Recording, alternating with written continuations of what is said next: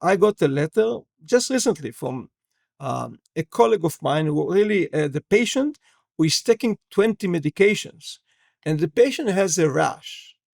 And the question at the end of the letter, of the medical letter, was, what can I add?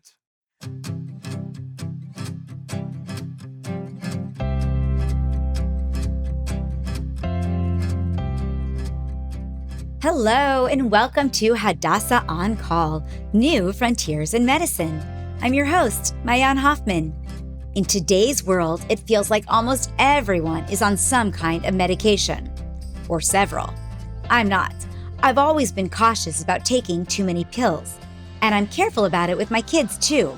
But as we age, our medicine cabinets tend to fill up, and doctors often prescribe more for blood pressure, cholesterol, sleep, pain, anxiety. The list goes on. The problem is, when all of these medications start to mix, the result can be dangerous. What was once meant to heal can actually start to harm. In this episode of Hadassah On Call, New Frontiers in Medicine, I talked to Professor Yosef Caraco, Director of Clinical Pharmacology at Hadassah Medical Center, about polypharmacy, the growing and under-recognized problem of over-medication, especially among older adults. We'll discuss what happens when too many drugs interact in the body, how families can spot warning signs of over-medication, and why better communication between doctors and between patients and pharmacists can literally save lives. We'll also ask whether lifestyle changes like better nutrition, exercise, or sleep might help reduce our dependency on pills altogether. If you've ever looked at a loved one's medication list and thought, is all this really necessary? This is the episode you'll want to hear. So, welcome, Professor Caraco. Thank you for having me. Of course, I want to get started by just asking you, what exactly is polypharmacy, and why is it such an important issue for older adults? Okay, thank you. This is actually a very important issue because, as you probably know, the fraction of elderly people is rising. For example, nowadays, it's about people aged 65 and older are about 12 to 13%. And we expect that in about 25 years from now, it would be almost 25%. That means that one out of every four patients will be older than 65. Not to say about patients who are older than 80. And when I do rounds in the Department of Medicine where I work, it's not that unusual to see patients at the age of 90 and even 100. So, and we have to treat this fraction of our patient population in a little bit of a different way. So, coming to your question regarding polypharmacy, scientifically, it means that the patient is getting more than 5 medications. And this is a bit strange because our patient, once they get to this age that I was referring to, all of them are getting more than 5 medications. In the Department of Medicine, and I just looked at it before I came to the interview, the average number of drugs being taken for the average patient is about 8. Wow. So, it's there all the time. But the phrase or the terminology polypharmacy is a bit misleading. And I tell you why. In general, my belief is that if you can treat a symptom or a disease without medication, it's much better. Yeah. Because, drugs, they are either biological drug or they are chemical drugs. It's a foreign thing that you put into your body. And if you can take, and there's always side effects, always. Even if you take paracetamol, acetaminophen, or whatever, you might experience adverse effect. So if you can take care of the symptoms of the disease without taking the medication, for example, by changing your lifestyle or any other thing, that's preferred. On the other hand, if you have a disease of a symptom that you cannot take care of by lifestyle modification, etc., use the drug, the proper drug. So when you say polypharmacy, you mean actually there is a criticism. You're taking too many drugs. And I think the right terminology should be optimized therapy, meaning if you have a disease that needs to be treated, it is important to get the treatment. But if you're just taking medication for no reason, that's not wise, because you're going to pay for that. And that's I can add some more details, but I think this is the general philosophy that I've been using in my daily life when I, treat patients. But over medication is certainly an issue. And I'm wondering, at what point is taking too many medications actually doing harm or causing risk as opposed to doing good? How do you know? Well, it's not an easy task.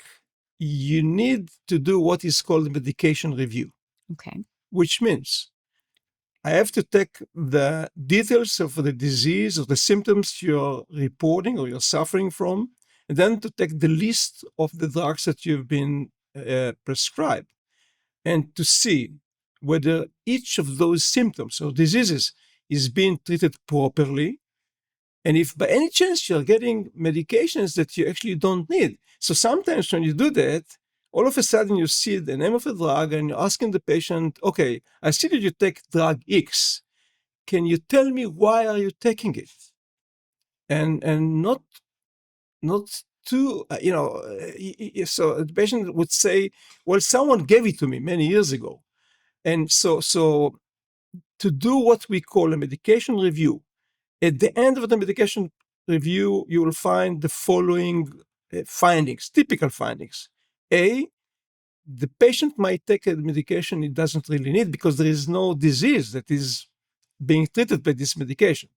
The patient might take two different drugs with different names to the same medication, the same drug, because we have this generic industry, and all of a sudden there is the same chemical entity is being called by different names.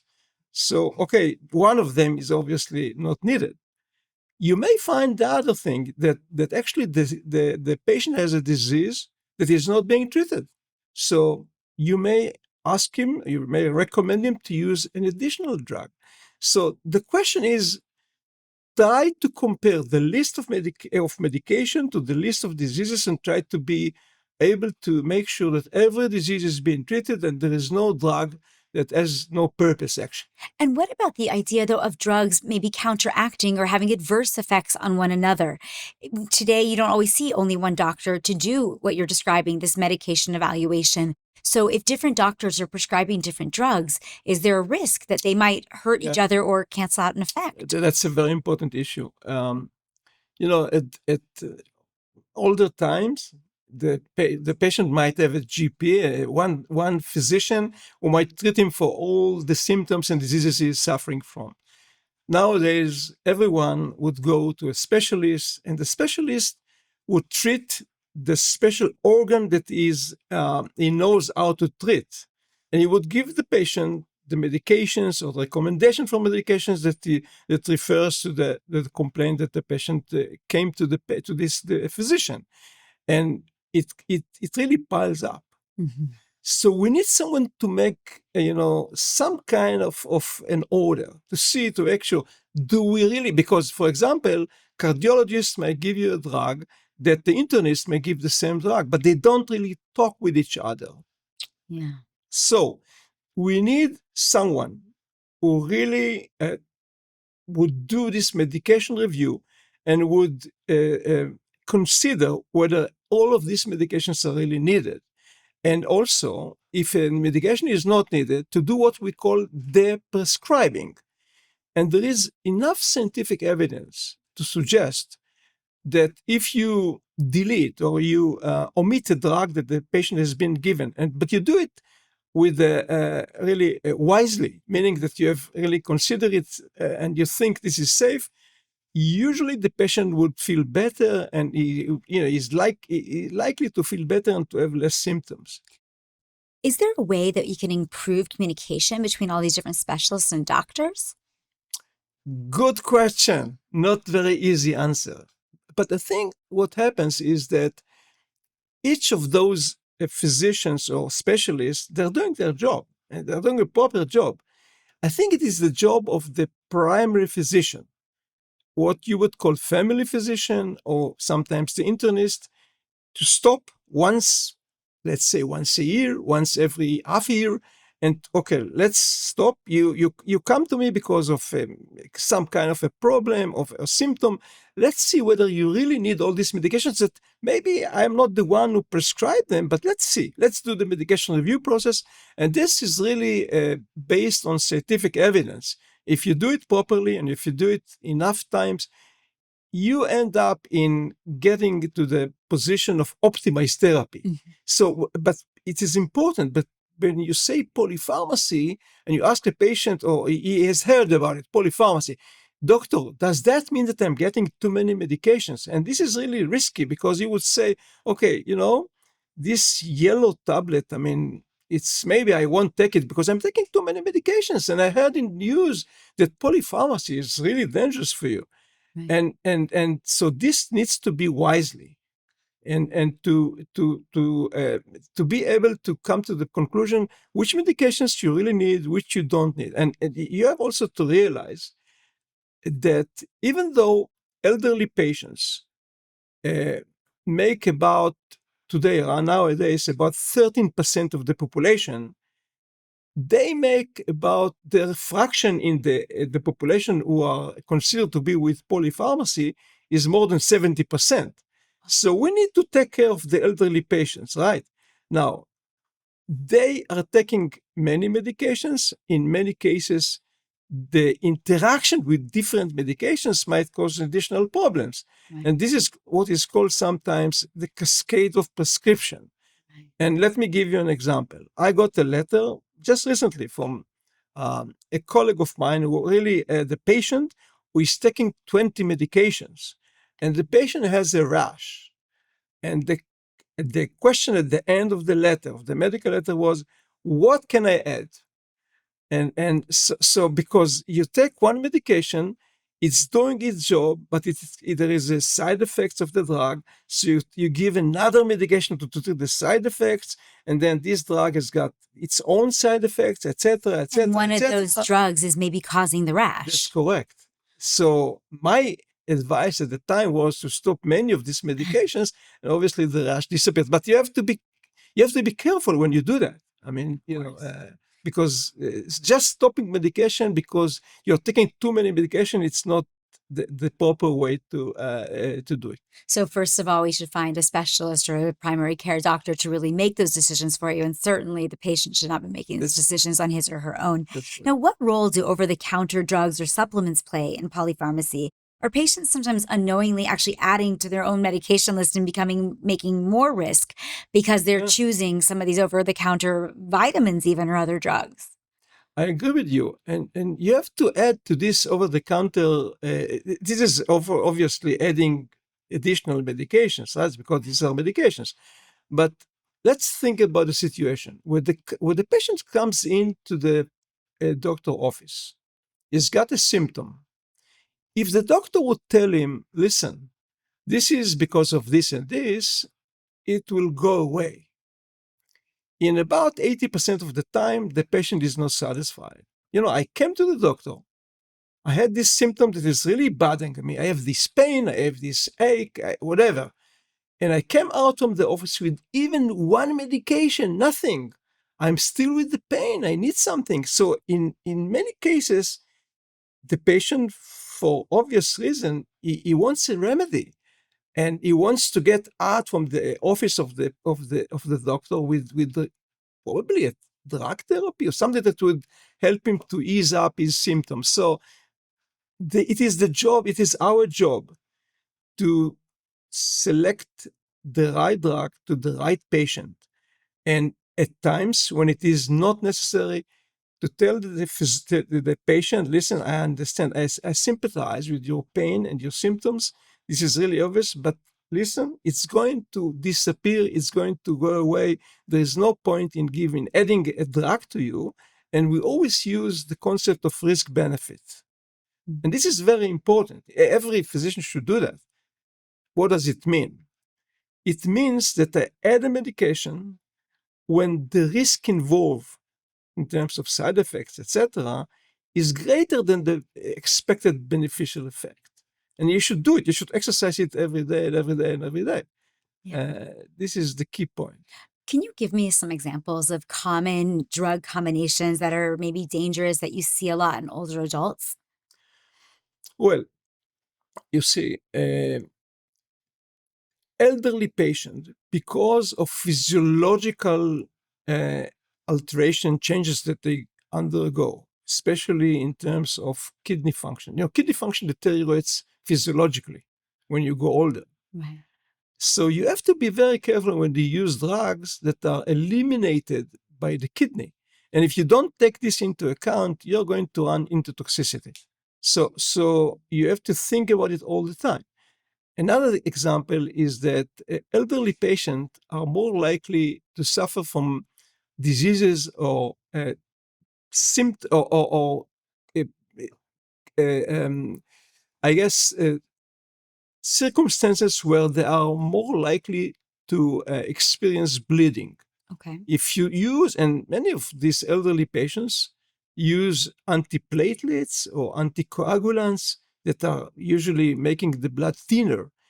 But when you prescribe a drug from this class of medications, you have to take into account that your patient might bleed. And so this is coming back to the issue of risk versus benefit. So the drug is obviously indicated in your condition, but what are your own personal medical details that might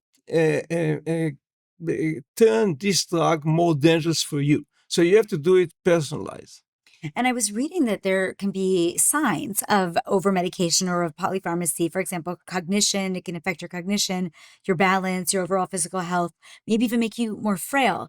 Is that accurate? And what would that look like so that somebody could identify that maybe the issue is over medication? I think it would be too simple to say that specific symptoms or specific name or number of drugs is a sign of polypharmacy. Of course, if you're taking many medications, as I said, the solution is to do medication review. Right. Go to your primary physician. Doctor, I'm taking this and this medications. I've been taking it for a long period of time.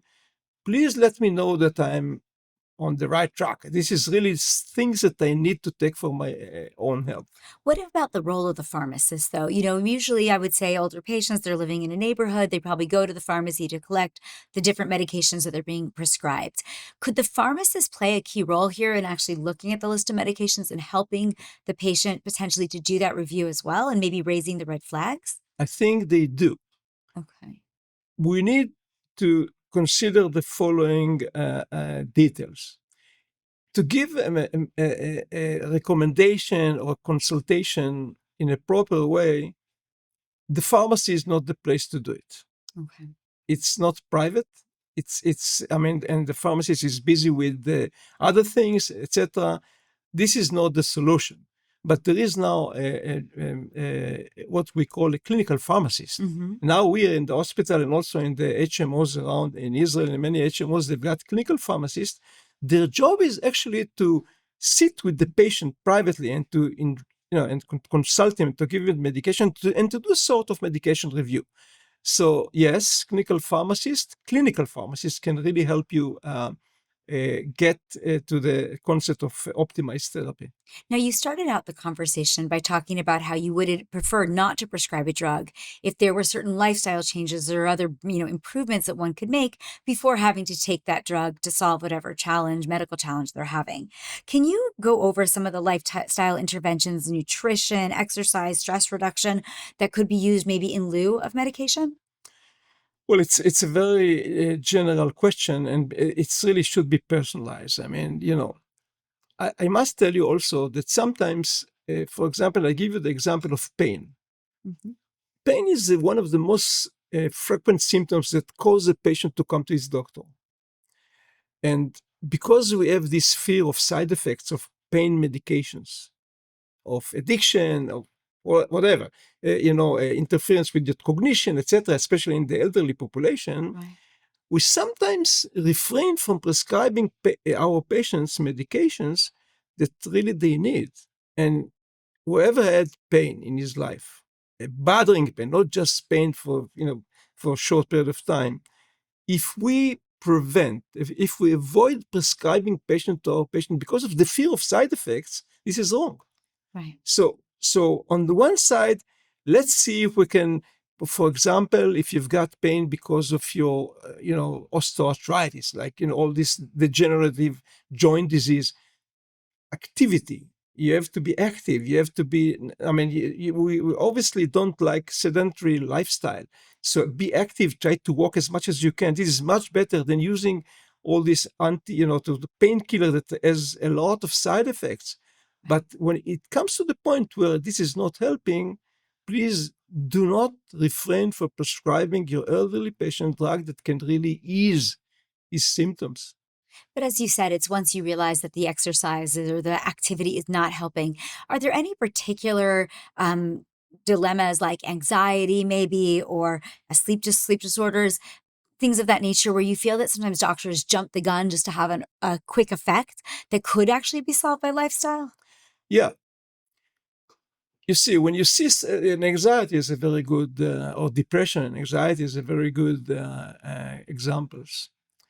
The most easy way, let's prescribe a medication. But if you try to talk to the patient and to see, can we discuss it? I mean, in a very wise way, because there is a good relationship and you've got a good relationship with your patient, and you find out that the reason for the anxiety is a certain issue in his life. And you might recommend him change something in the way you live. Sometimes it's a very small thing, and it's much better than using medications that are going to influence many other activities. Well, and especially if something like anxiety, I guess if you got on that medication, you might not get off of it and it'll become one of those, like you said on the list of, Of well, course, someone prescribed it 10 years ago and maybe you'll just of course, continue to take it. of course. Like medication, sleeping medication. Right. We elderly patients, they have these difficulties in getting enough sleep. There are many reasons for that. But in many cases, it's, for example, pain. But if we can ease up the pain instead of by either lifestyle modification or using medications that might help you to have the pain not that severe, it's much better than using sleeping medication that you are going to have. I mean, the effect is very short. You're going to wake up in the morning still feeling sleepy, etc. So the key issue is talk to your patient. Try to understand what is really causing the problem he's complaining about, even if it's not insomnia, it's not getting enough sleep, and try to figure out whether you can solve it properly, not without really just pouring another medication, which is really obviously not helpful. Now let's jump to technology. Are there any new digital tools that can be used to help track your medications or ensure that no dangerous interactions happen? Well, the technology that I would recommend is a good physician. Really. A physician that you trust and you can talk to him and to tell him whatever because all this, there are some applications, etc. I feel they are okay if you can use them, and not the patient, but especially the physician. But there is no other way except for talking to your patient, having the list of the drugs, having the list of the diseases, and talk to him about it in detail. So you have to realize that, especially in Israel, the average time a patient spend in the office of a general practitioner in the community is between 7 to 10 minutes. Yeah. And this includes, conversation, talking about the symptoms, and sometimes it's not enough. Yeah. So if you have, I mean, if you encounter this situation, why don't you tell your patient, listen, we haven't been able to talk about everything. Why don't you come to me again tomorrow, next week, etc., and we'll have some time to talk about the other things, including the medications that you're taking in a very, in another, to have some time to talk it in details. And you said that 70% of these older patients are taking multiple drugs. People are living longer and longer, 80s, 90s, 100, you said, seeing them in the hospital. Do we think that this is going to become an even more acute problem, the polypharmacy? Well, you're thinking about it as a problem. We have to see the other side of it.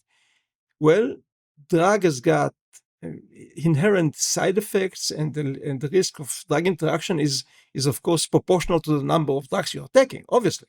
Mhm. But have in mind the fact that maybe people are getting older and surviving more and more because of these medications. That's a good point. So we need to make sure that we don't think about the medications as our enemies. You need to find the right drug to the right the patient, and then that's okay. Are you working on any research about polypharmacy right now? Yeah, so about 10 or 15 years ago, we had established what we call Drug Information Center for the Elderly. Mm-hmm. And I was fortunate enough to get support from someone who was very generous, and we have established this service, which was first of all, you didn't have to pay for it. So and people were calling us from all over the country, and there were at least a couple of pharmacists who were sitting there and listened to the questions, and they would do an intake Mm-hmm. of all the medications and all the diseases, etc. This would end up by writing a letter of recommendation, which would include also an answer to the question they asked, but also we use that opportunity to do what we call the medication review. Right. And I think this is our goal, to get as many people, especially elderly people, to get their medication review done on a periodic, or once a year, at least once a year. So this is something. And while we did that, we found out the numbers that I told you. So we found, for example, that about 10 to 15% of the patients are getting medications they don't need, Wow. because when you ask the patient, why are you taking this and this, he said, I don't know. So what we did, we've tried to use the patient to be the owner of their own medications. So it's not they're taking the yellow tablet for this and this, but I know why I'm getting it, who gave it to me, etc., etc. And once the patient is more involved, the risk of what you call the polypharmacy, or getting medications that you don't need, is really getting smaller and smaller. Now, Professor Caraco, obviously you're doing this work here at Hadassah. Tell me a little bit about what makes it unique to be in your role in this medical center in Jerusalem. Right. So you see, you can see my white hair. That means that I have an experience, and I'm trying to use my experience to teach the young generation. And this is one of the goals that I'm very proud at, because you're trying to be a role model. In what way? When you do rounds into department, and you see all the students around you, and this is very unique to Hadassah to have these rounds. As I was one of those as a student here, and then as a physician and as a senior physician, etc. So you see all this crowd around you. So you use the opportunity, the interaction with the patient, to make sure that everyone understands that medications are important, because they help the patient to feel better and the easy symptoms.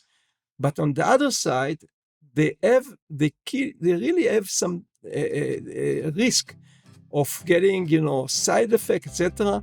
And whenever we use a drug, we always think about the risk-benefit ratio, and is this drug really needed? If it's needed, okay. If it's not, don't be shy. Do what we call deprescribing. Amazing. Well, Professor Caraco, thank you so much for sharing this information today. Thank you for having me.